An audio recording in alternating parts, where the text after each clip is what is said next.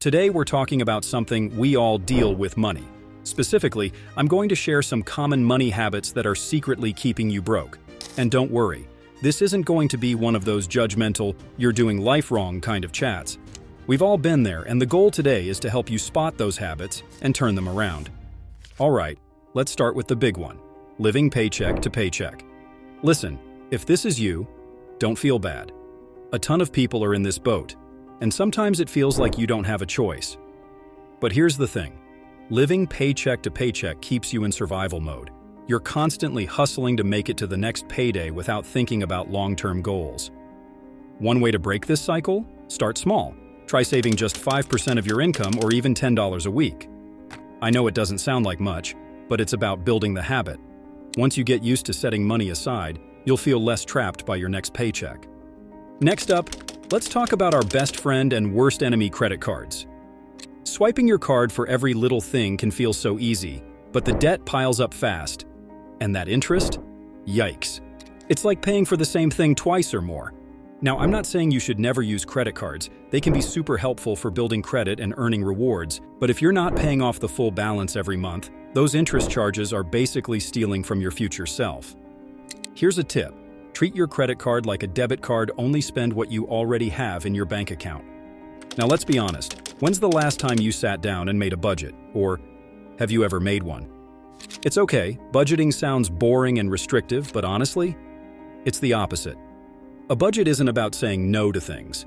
It's about knowing where your money is going and saying yes to what matters. Start with what I call a no-stress budget. Write down how much you make and where your money goes to rent, groceries, bills, and fun stuff. Seeing it all laid out can be eye-opening. From there, you can decide if you're spending in ways that make you happy, or if you're accidentally wasting cash on things you don't even care about. Okay, here's a sneaky one: lifestyle inflation. This is when you make more money, but instead of saving or investing, you spend it on bigger and better things. Got a raise? Boom, new car. Promotion? Let's upgrade the apartment. And before you know it, your expenses grow as fast as your income, or faster. It's tempting to reward yourself when you're earning more, and you totally should. Just do it in moderation. For example, take 50% of any new income and put it towards savings or paying off debt. That way, you're leveling up your financial health and treating yourself. Win-win. Let's talk about emergencies. Not the fun kind like a surprise birthday party, but the ones that hit your wallet hard. Medical bills, car repairs, unexpected travel. These are the things that can throw your whole financial plan out the window. If you don't have at least $500 set aside for emergencies, you're more likely to fall into debt when life throws a curveball. Start small, just $5 or $10 a week, and build it over time. Trust me, your future self will thank you. Here's a habit that sneaks up on so many of us: overspending on little daily things. I'm talking about those $6 coffees, Uber rides for short distances, or eating out 5 times a week. These small expenses don't seem like a big deal at the moment, but they add up fast. Here's a fun trick: track everything you spend for 1 week. Yes, even that candy bar or quick latte. You might be shocked at how much you're spending on things you didn't even notice. Once you see the patterns, it's easier to cut back without feeling deprived. Alright, this one's for my procrastinators: not investing early enough. Look, I get it. Investing can feel intimidating or like something you'll get to later.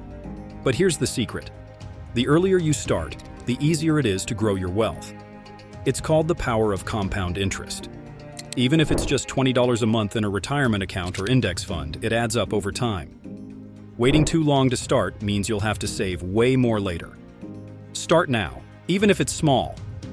Last but not least, let's talk about a habit that keeps so many people stuck: trying to keep up with others.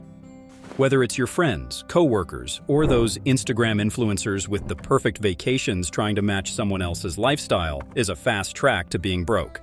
Remember, people often show their highlight reels, not the full picture. That fancy car? It might be a lease. That dream vacation? Could be on a credit card. Focus on your own goals and what makes you happy, not what looks good on social media. All right, we've covered a lot today, from living paycheck to paycheck to avoiding the credit card trap to skipping lifestyle inflation. The good news? Every single one of these habits can be changed. You don't have to do it all at once either. Start small, make one change at a time, and build from there. I hope this inspired you to take control of your money and start building the life you deserve. If you enjoyed this video, give it a thumbs up, subscribe for more content like this, and share it with a friend who could use some financial advice.